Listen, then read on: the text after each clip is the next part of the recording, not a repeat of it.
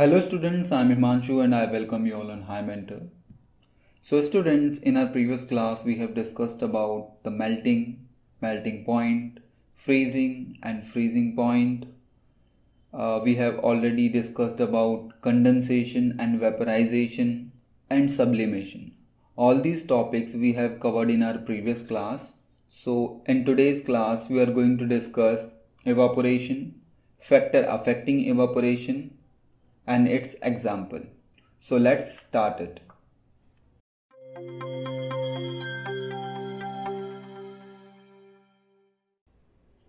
तो बच्चों शुरू करते हैं हम एवापोरेशन से। ठीक है, तो एवापोरेशन होता क्या है कि एवापोरेशन में बच्चों कि लिक्विड जो है, लिक्विड सब्सटेंस वेपर फॉर्म में चेंज हो जाता है। वो ये जो चेंज है वो किसी भी टेम्परेचर पे हो सकता है। ठीक है, तो एवापोरेशन का मतलब होता है बच्चों कि लिक्विड का वेपर फॉर्म में चेंज होना किसी भी टेम्परेचर पे, लेकिन वो टेम्परेचर बॉइलिंग पॉइंट से कम होना चाहिए। ठीक है, मतलब 100 डिग्री से कम होना चाहिए, तो हम उसको बोलते हैं एवापोरेशन। तो आप कहोगे कि सर लिक्विड में भी तो वो उसमें वेपोराइजेशन में भी तो लिक्विड जो है वो वेपर फॉर्म में या गैसियस फॉर्म में चेंज हो रहा था। तो इसका आंसर ये है बच्चों कि evaporation is a type of vaporization that occur only at the surface of liquid। ठीक है, तो ये बच्चों evaporation जो है ये एक वेपोराइजेशन का ही पार्ट है जो सिर्फ सरफेस पे होता है, किसी भी लिक्विड के सरफेस पर होता है एवापोरेशन। ठीक है, जबकि बॉइलिंग जो होगा वो 100 डिग्री सेल्सियस पे होगा और पूरा का पूरा लिक्विड ही बॉइल करेगा, पूरा लिक्विड इसमें बॉइल करेगा। ठीक है, तो एवापोरेशन होता है बच्चों कि change of liquid into vapour at any temperature below it's boiling point.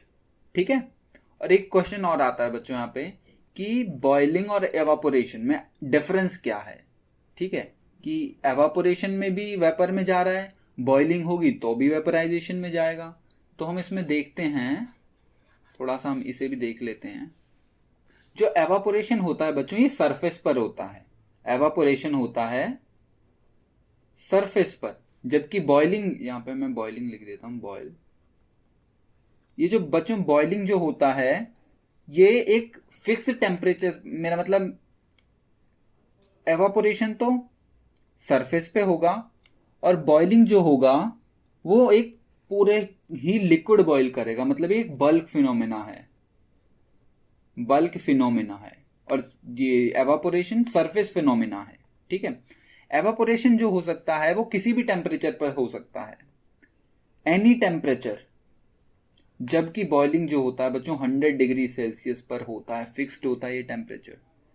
ठीक है, ये एक स्लो प्रोसेस है बच्चों एवापोरेशन, स्लो, जबकि बॉइलिंग जो है वो फास्ट है, रैपिड प्रोसेस है। ठीक है, इसमें होता क्या है बच्चों, जब एवापोरेशन होती है तो टेम्परेचर कम होता है। ठीक है, टेम्परेचर कम होता है और बॉइलिंग के केस में टेम्परेचर ज्यादा होता है। ठीक है, ये आप थोड़ा डिफरेंस याद रखिएगा कि ये बॉइलिंग का है और ये एवापोरेशन का है। ठीक है, ये डिफरेंस आपको याद रखना, जो आप आगे कंफ्यूज ना हो। ठीक है, अब हम बच्चों बढ़ते हैं कि फैक्टर अफेक्टिंग एवापोरेशन, कौन कौन से फैक्टर हैं जो एवापोरेशन को अफेक्ट करते हैं। ठीक है, तो यहां पे लिखा है कि सरफेस एरिया जो है एवापोरेशन के डायरेक्टली प्रोपोर्शनल है, मतलब अगर सरफेस एरिया बढ़ेगा तो एवापोरेशन का रेट भी बढ़ जाएगा। ठीक है, मतलब जैसे जैसे सरफेस एरिया बढ़ेगा एवापोरेशन का रेट भी बढ़ जाएगा। चलो इसे एग्जांपल से समझते हैं। आपने गीले कपड़े लिए, ठीक है, और आपने क्या किया, गीले कपड़े को बिना फैलाए ऐसे ही स्क्वीज करके ऐसे ही डाल दिया, मतलब ऐसे ही कपड़े को डाल दिया, तो क्या वो जल्दी सूख पाएगा? नहीं सूख पाएगा। जब तक आप उस कपड़े को फैला के नहीं डाल देते तब तक वो नहीं सूखेगा। अब आपने जब कपड़े को फैला दिया तो आपने क्या किया, उसका सरफेस एरिया बढ़ा दिया। जैसे ही आपने सरफेस एरिया बढ़ाया एवापोरेशन का रेट भी बढ़ गया। ठीक है बच्चों, ये तो हो गया सरफेस एरिया की बात। दूसरा है विंड स्पीड। विंड स्पीड से क्या होगा बच्चों, जैसे जैसे विंड स्पीड बढ़ेगी एवापोरेशन का रेट भी बढ़ जाएगा।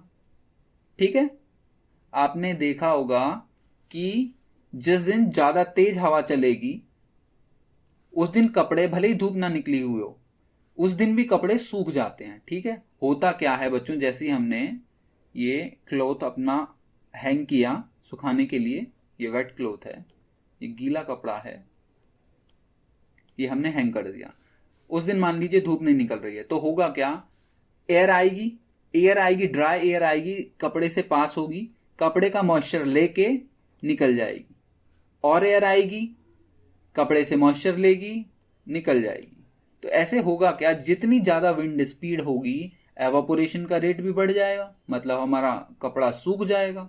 ठीक है, अगला पॉइंट है बच्चों टेम्परेचर का। टेम्परेचर में क्या होगा, जिस दिन ज्यादा तेज धूप निकलेगी उस दिन भी कपड़े जल्दी सूख जाएंगे। ठीक है, मतलब जैसे जैसे टेम्परेचर बढ़ेगा एवापोरेशन भी बढ़ेगी। ठीक है, और अगला पॉइंट हमारा ह्यूमिडिटी। ह्यूमिडिटी का मतलब होता है बच्चों की एटमॉस्फेयर में या एयर में मॉइस्चर का होना। ठीक है, जिस दिन ह्यूमिडिटी ज्यादा होगी या ह्यूमिडिटी जो है वो इनवर्सली प्रोपोर्शनल होती है एवापोरेशन के। मतलब क्या है इसका मतलब है बच्चों, जितनी ज्यादा ह्यूमिडिटी होगी या एवापोरेशन उतना ही कम होगा। मतलब ह्यूमिडिटी ज्यादा एवापोरेशन कम, ह्यूमिडिटी कम तो एवापोरेशन ज्यादा। तो ये होता है बच्चों इनवर्सली प्रोपोर्शनल।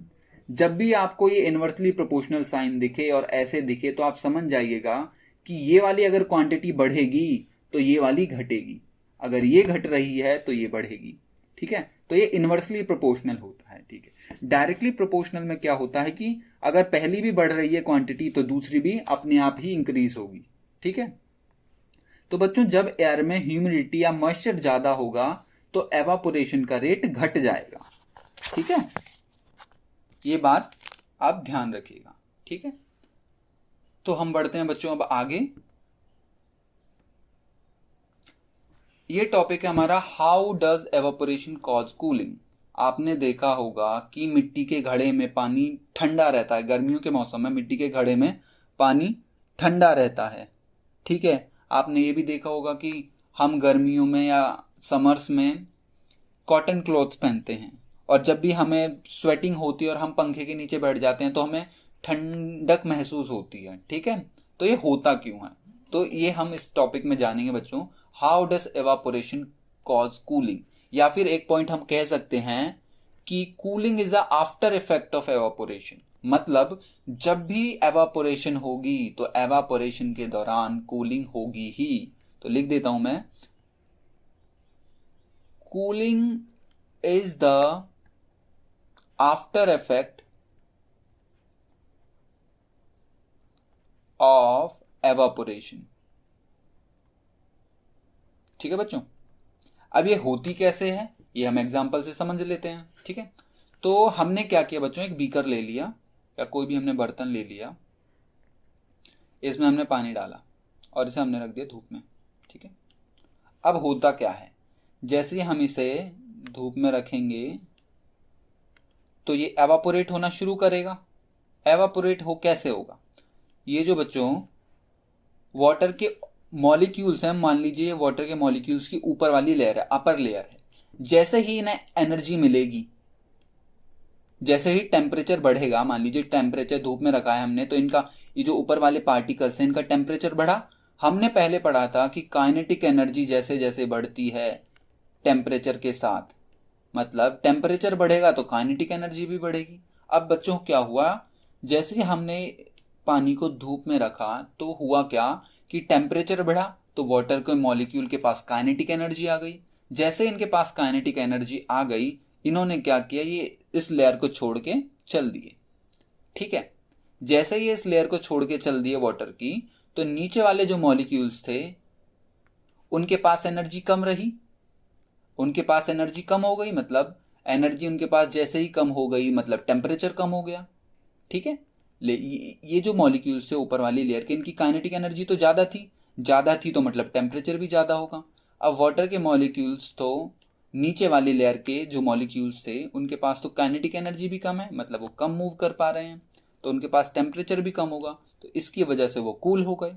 अब ये मॉलिक्यूल क्या करेंगे, अब ये वाले ऊपर आ गए, ये लेयर तो एवापोरेट कर जाएगी, अब ये वाली लेयर ऊपर आ जाएगी। अब ये क्या करेगी, ये वाली लेयर लिक्विड पार्टिकल्स जो नीचे वाले होंगे उनसे एनर्जी एब्जॉर्ब कर लेगी। ठीक है, जो एनर्जी इसने ऊपर वाली लेयर में लूज की है, अब उस एनर्जी को रीगेन करने के लिए ये क्या करेगी, नीचे वाले मॉलिक्यूल से एनर्जी गेन कर लेगी और एवापोरेट कर जाएंगे। ठीक है, जैसे ही ये एवापोरेट करेंगे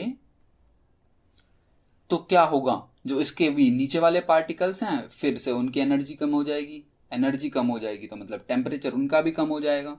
ऐसे ही बच्चों ये प्रोसेस चलता रहेगा। ठीक है, और ये कूलिंग होती रहेगी, नीचे वाले पार्टिकल्स की काइनेटिक एनर्जी कम हो जाएगी और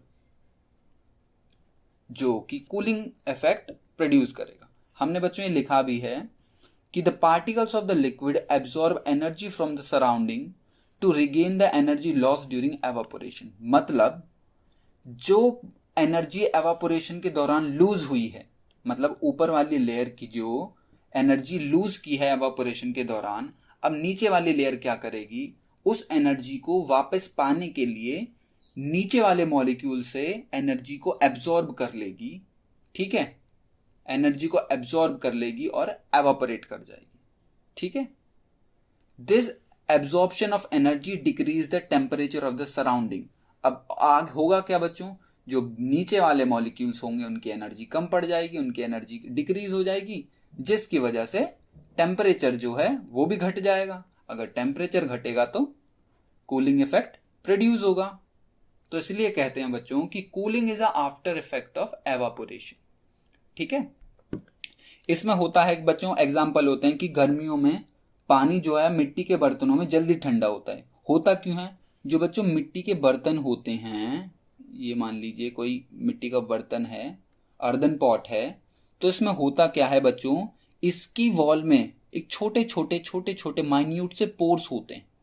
ठीक है, माइन्यूट पोर्स होने की वजह से जैसे ही बाहर का टेम्परेचर ज़्यादा होगा तो इनके पोर्स के थ्रू एवापोरेशन शुरू हो जाता है। ठीक है, पानी जो है हल्का सा एवापोरेट करना शुरू कर देगा, जिसकी वजह से हमने देखा है कि कूलिंग के बाद, एवापोरेशन के बाद तो कूलिंग होनी ही है। तो जैसे ही पानी एवापोरेट करेगा तो कूलिंग प्रोड्यूस होगी। ठीक है, यही कारण है बच्चों कि मिट्टी के बर्तनों में पानी ठंडा रहता है। ठीक है, और हम दूसरा एग्जांपल लें कि गर्मियों में जब हमें बहुत ज़्यादा स्वेटिंग होती है तो हम फैन ऑन करके बैठ जाते हैं। ठीक है, उसमें क्या होता है बच्चों, जैसे ही हम मान लीजिए हम फैन ऑन करके, ये मान लीजिए फैन है, फैन ऑन करके बैठ गए, हमें बहुत ज़्यादा स्वेटिंग हो रही है। जैसे ही फैन ऑन हुआ तो ये क्या करेगा, जो हमारे एटमॉस्फेयर में ड्राई एयर है, ड्राई एयर को मतलब प्रोड्यूस करना शुरू करेगा। ठीक है, तो अब क्या होगा, हमारी बॉडी तो प्रेस्पायर कर रही है, मतलब स्वेटिंग हो रही है हमारी तो बहुत ज़्यादा। अब क्या होगा, ये हमारी बॉडी से जो एयर आएगी वो हमारी बॉडी से मॉइस्चर को लेगी और चली जाएगी, फिर जो नई एयर आएगी फिर वो हमारी बॉडी से मॉइस्चर को लेगी, निकल जाएगी। मतलब हमारी बॉडी से ये एयर की वजह से क्या होगा, एवापोरेशन होगा। जैसे ये एवापोरेशन होगा तो हमें ठंडक महसूस होगी। ठीक है, क्यों होगी, क्योंकि cooling is after effect of evaporation. ठीक है बच्चों, ये होता है, ये हो गए इसके कुछ एग्जाम्पल्स। ठीक है,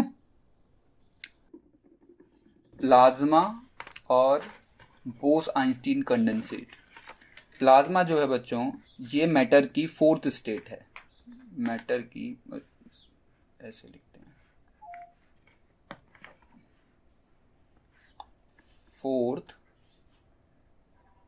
स्टेट ऑफ मैटर।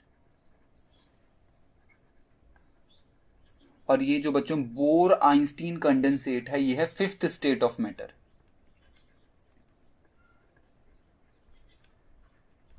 ये आपके सिलेबस में ऐसे थोड़ा दे रखा है, इसलिए हम देख लेते हैं।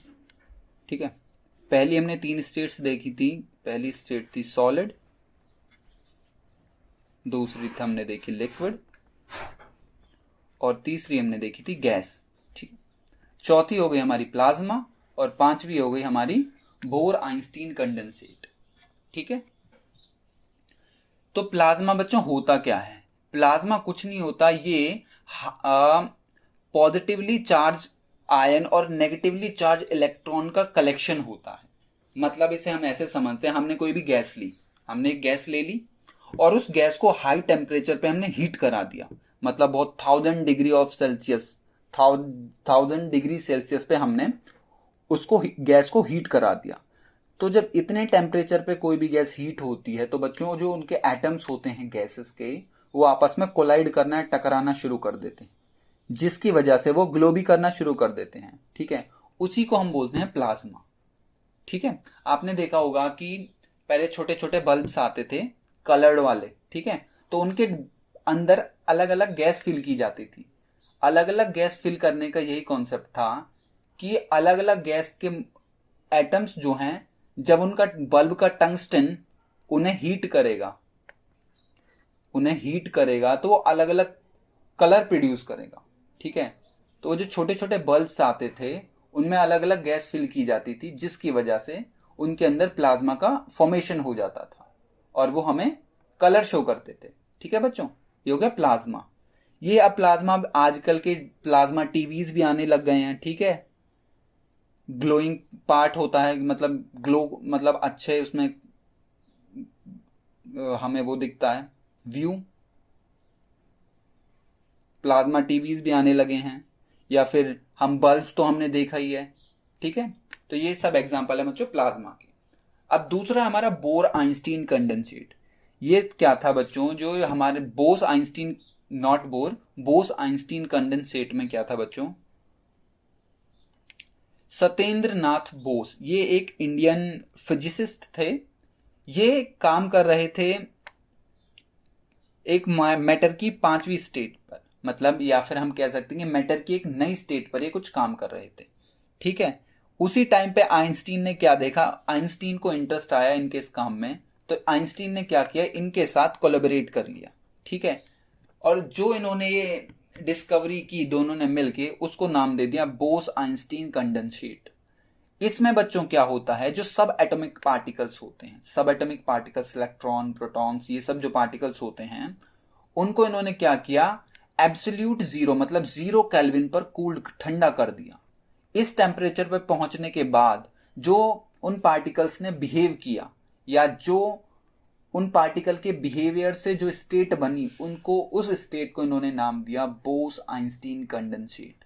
ठीक है, ये हमने लिखा भी है, a state of matter in which subatomic particles या separate atoms cooled to nearly 0 kelvin. ठीक है, जब भी सब एटॉमिक पार्टिकल्स को 0 केल्विन तक ही कूल किया जाता है, तो वो एक नए तरीके से बिहेव करना है, नई स्टेट में पहुंच जाते हैं, जिसको हम बोलते हैं बोस आइंस्टीन कंडेंसेट।